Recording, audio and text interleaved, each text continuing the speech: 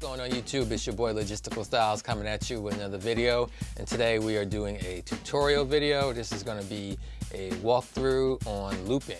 I got a lot of questions and comments on my videos and even in my inbox about how do you use the looping section with the Rane 70 mixer, and more specifically how do you use the looping section in Serato DJ.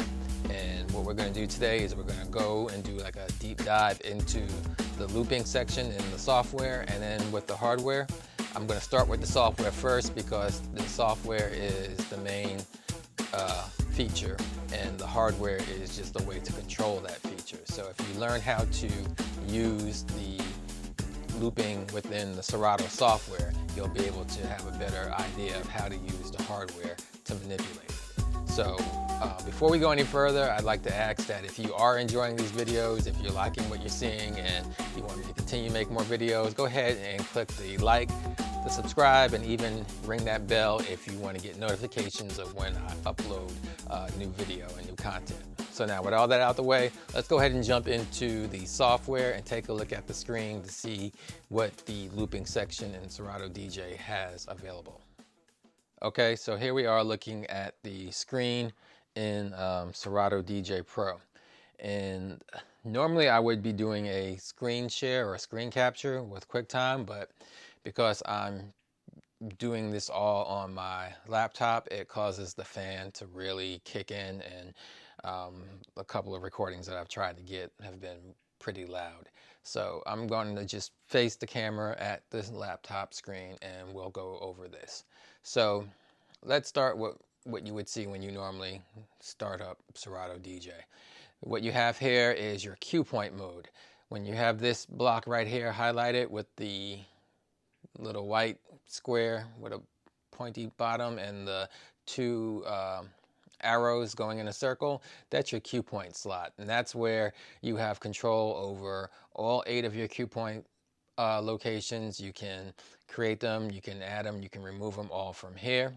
And then below this slot is the flip slot. This is where you can store and create your not your slip, but your flips, your Serato flip. And we'll do a video on flip a little bit later. But what we want to focus on in this video right here is the looping section. And you'll see in this song right now, I have 3 loops already set up. These are ones I made earlier, but if you slide down here, you can see the empty slots where you can add loops to. You can save them. So let's just start on this section down here, and then we'll explain everything else that's going on. Right in Serato, you have 2 options to create loops. You can manually create a loop, or you can do an auto loop. Auto loops are when you just click a button down here, and these are predefined lengths of your loop. You can go, if you hit this arrow, you can go as small as a 1/32 of a beat, and you can go all the way up to a 32 beat loop, and anywhere in between using these predetermined loops. You'll see that as I click the different numbers, the loop gets smaller, and if I go up higher, the loop gets bigger. This is the loop. The loop is indicated in your play screen by the your waveform. It's indicated by blue shading. So the blue shading is the loop. I just did the auto loops by clicking on that. If I was to move my playhead a little bit further up, then you can see I'm no longer in a section that has a loop stored because there's no blue shading. But if I was to just go ahead and click that too, it would put a 2-bar loop there. Now, if I want to get rid of that and say you want to do a manual loop, well, you would do that by finding the place where you want to set your endpoint. This is the N. You click that N, and when you click that N, you suddenly have this trail of blue shading. That is the loop that you're creating. And because this is manual, you can choose to put that loop anywhere. You can end or come out of the loop anywhere just by clicking out. And now you have a loop that spins, it just continuously loops right there.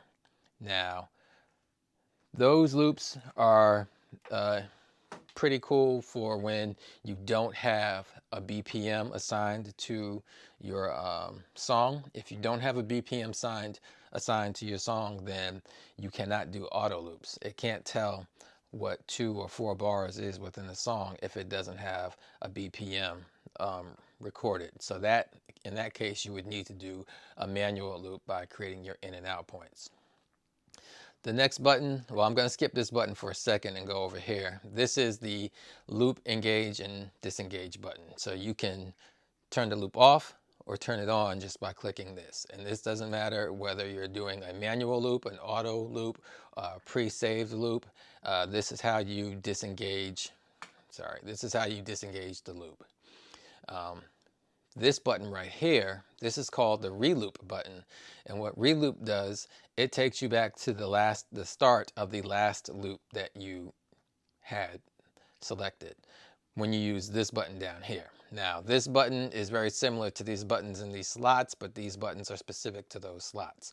With this button right here, it just goes to the last loop that you had engaged and it brings you back. It's a reloop, it jumps to that point, and it not only just jumps to the beginning of the loop, it also engages the loop. So if you didn't have this on and your record was playing and you hit the jump to reloop point, it jumps to that point and just starts the loop. You can get out of the loop by disengaging, and that disengages it. If you have a loop and you start it with a 1-bar loop, and you want to increase it, you can hit this 2x button, and that will make it it will double it. So you'll go from a 1-bar to a 2-bar. As you see, the length of the loop got bigger, and it also switched to 2 bars down here. If you want to make it smaller, you can half the loop and go back to a 1-bar loop, or make it even shorter, make it a 1/2-bar loop, or even a 1/4 bar, or it's shorter and shorter. And there are some automated ways of doing this, and there are some kind of shortcuts that you can do.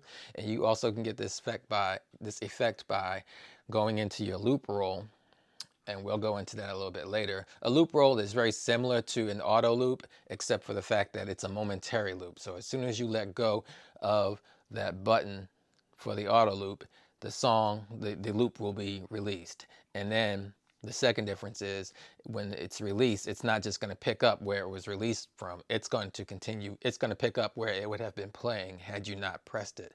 Kind of like with the sensor button. This is your sensor button, and let me disengage that loop. So if you had a curse word here and you hit that sensor and let go, it would pick up where the song left. It would pick up where the song would be had you not pressed the button. So the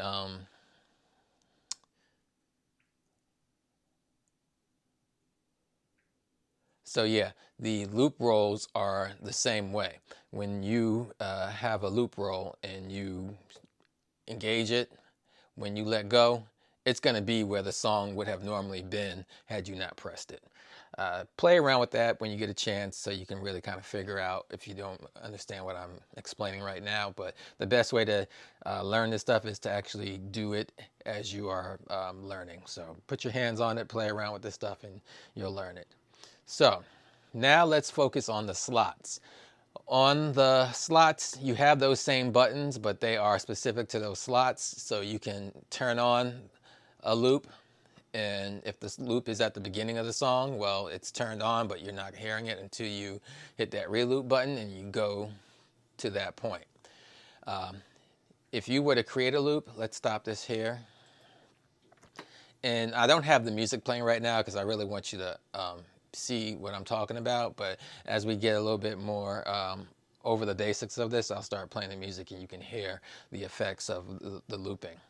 So let's move down here. I'm gonna create a quick auto loop, 8-bar loop. So the loop is there, but it's not saved. In order for you to save your loop to a slot, you must press this plus button. This plus button on an empty slot will take whatever loop you have showing and it will add it there. When it adds it to that slot, it's going to put the timestamp where in that beat it begins. So in this particular Example, the loop starts at 1 minute and 9 seconds. Now, loops are just like sample or cue points in that you can rename them. You don't have to go with that time stamp. You can double click and fill in what you want to name it. So I may name this chorus. So this is a chorus loop. And that's just because that's what I named it. Hit enter and the name sticks. And that's what I did with these up here. I named this one intro drums, bass line loop, verse loop. Some people name it a 4-bar intro loop, or just whatever you need to name it so that you can know what it is. So the next piece that you have right here is the padlock. The padlock right here protects you from accidental deletions. So when the padlock is there, you'll notice this X is grayed out and it doesn't do anything. But when the padlock is open, I hit this X and that deletes the loop from the slot. It's no longer saved. If you create a loop and you close out a Serato without adding it to a slot, when you open Serato back up again, that loop will not be there. The only way for your loops to remain when you close and reopen Serato is to save it to a slot. Once you have it saved to a slot, regardless of if you have the timestamp or name labeled for it, once you have it in that slot, then you can close and reopen it and you won't have any problems. It will be a saved loop. So that right there, that's pretty much the basics, or that's pretty much all of the looping from the software point of view. So what we're going to do next is we're going to go and look at the mixer and see how those looping functions can be controlled using the buttons on the mixer. So let's switch camera angles and we'll pick it up from there. Okay, so here we are. We are looking at the Rane 70 mixer from top down. This is the looping section with the dedicated buttons for looping. I'm in my save loop mode right here. You've got your pads right here to switch to between different modes. And the second one from the left is saved loop mode. So between those buttons up here, the save loop mode section, and the shift keys, you'll be able to use a lot of stuff, a lot of the looping functions, and control them from the mixer. So let's go over some of the stuff that we talked about earlier, and this will give you a better idea of it. So in the corner, you'll see the screenshot of my laptop, and you'll see I've got the looping section open here with my loops. And what we're going to do first is something real basic. We'll go to the first saved loop, and I do that by hitting the first cue point. When the cue point is blue or purplish, whatever color you want to call it, when it goes from that green to that purple color, that means that the loop is active. If you want to use the reloop feature, which is the feature that I pointed out earlier, where you have the play arrow combined with the little loop point arrow, that button right there, that brings you to the beginning of that loop point, the beginning of that saved loop point. When you hit shift and that brings you there. So we'll let it play. We got a little bit of a intro loop going. This is like a 4-bar loop, I believe. If I hit the plus or the X2, this is going to double the size of that loop. You'll see that it got longer. And if I hit the X half, that will cut it in half.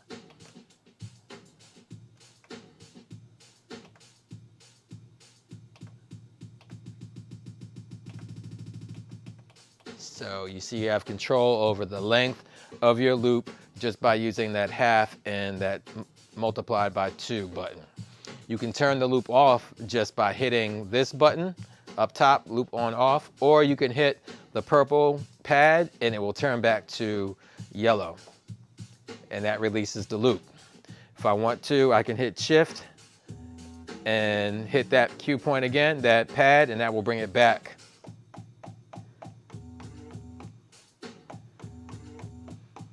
So what you see me doing is I'm basically playing those loops as if they were cue points by holding down the shift key and choosing which save loop I want to jump to using the reloop feature.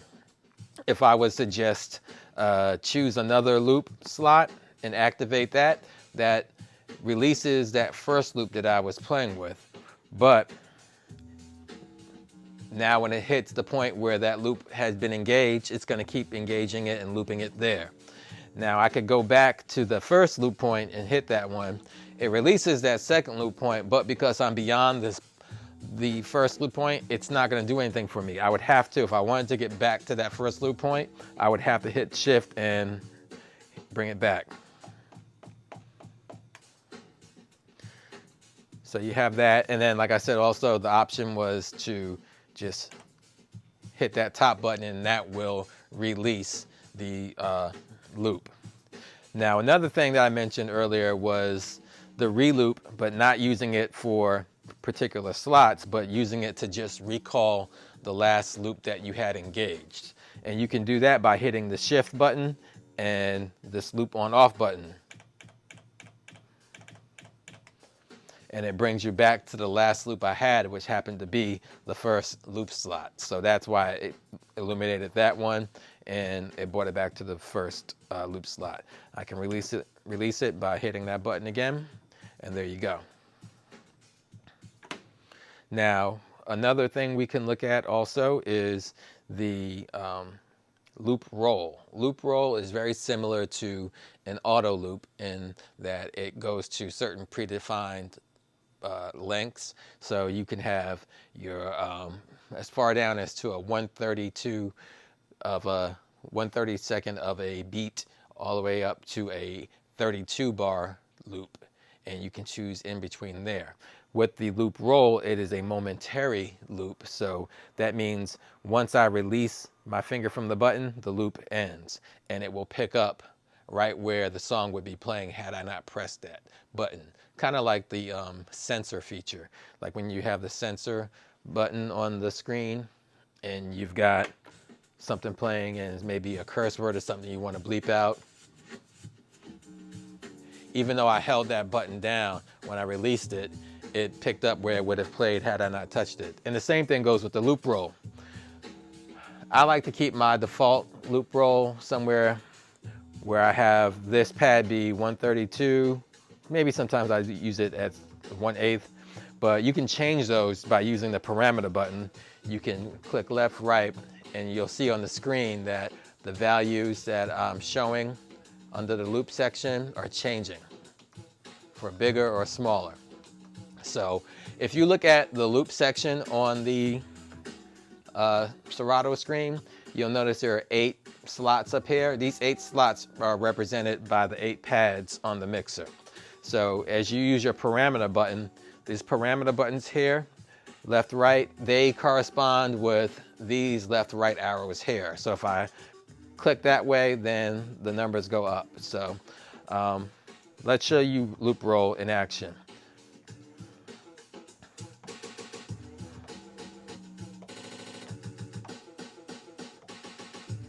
See what it's doing? It's creating a loop, and you know it's creating a loop because this loop on off button illuminates when I'm holding it down, and when I release it, it goes off. So it's a little loop that's happening, but I am going, what I'm doing is I'm holding it down, holding down the button to get that stutter. And then when I release it, the song continues as if I'd never pressed that. So that's what's really cool about loop roll. You can use it to create buildups or get some tension within your mix. It's another type of effects that you can use. And it's a pretty helpful option to have. One other thing I want to point out is that you have these dedicated loop buttons and parameter buttons for both decks. They're independent of each other, so you can do your looping and you can set your loop rolls to have different parameters on this deck, and then on this deck right here you can have a completely different set. Just depends on your workflow and how you want to use the loop rolls. So if we go back to our saved loop, you also want to point out that This is also independent of each other, so you can have save loops here and save loops there. You can have two different songs going with different save loops, and you can jump around and manipulate them as well, like that. So I think that pretty much wraps up everything I wanted to point out about the looping, loop rolls, manual loops. Oh, one more thing, manual looping. So these buttons, they do have secondary features, as I've mentioned or shown you with the shift button, clicking the reloop to bring you back to the last saved loop point. What you can also do is use these two buttons right here, along with the shift button, to do manual looping. So let's take a look at the screen real quick, and I'll show you that. So let's pop up somewhere in the middle of the song and say we want to make a manual loop. Now, the one question people have is, why would you want to make a manual loop? You would want to make a manual loop if you are trying to loop a song that does not have a BPM labeled on it. If the song does not show a BPM, then you cannot use auto looping. So this is where you would have to use your manual looping. And you do this by clicking the shift button and pressing the X half button, because if you notice underneath it says loop in. It's a little gray, but you can't see it very well, but it's there. It says loop in. So when I hit that, I've just created my loop in point. And if you look on the screen, you'll notice that as I move the disc around and let the record play, you're seeing the blue shading indicating a loop. So the only problem is I created an endpoint, I need to create an out point.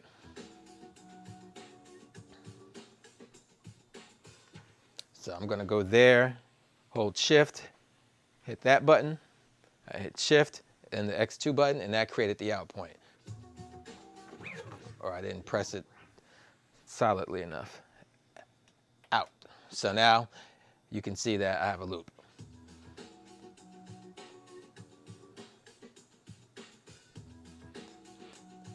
Now that I've done that, I can also shrink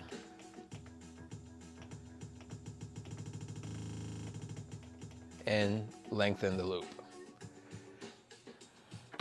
And don't forget, as I mentioned earlier when we were looking at the screen, just because I created that loop, it doesn't mean it's there forever. As it's not there, it's not saved until I go over here and click the plus sign. So if you have a loop that you have just created, even if it's a manual loop or if it's an auto loop, if you created that loop and you did not hit the plus sign to save it to a slot, it's not going to be there when you close Serato and reopen it again. It will be deleted. The only way to make sure you don't delete it is to hit that plus sign so that you save it to a slot. And then if you really want to protect it from accidental erasures, you have to hit the padlock. That way you don't even have access to the X to remove it. So that was one final thing that I remembered before closing this out. So I hope I was able to give you some insight into looping, how it works, how it can be beneficial to you, and give you some ideas on how to incorporate it into your set, into your workflow. If you like the videos, don't forget to like, subscribe, and ring the bell so you can get notifications. And until next time, y'all just have fun practicing, and I will catch you around.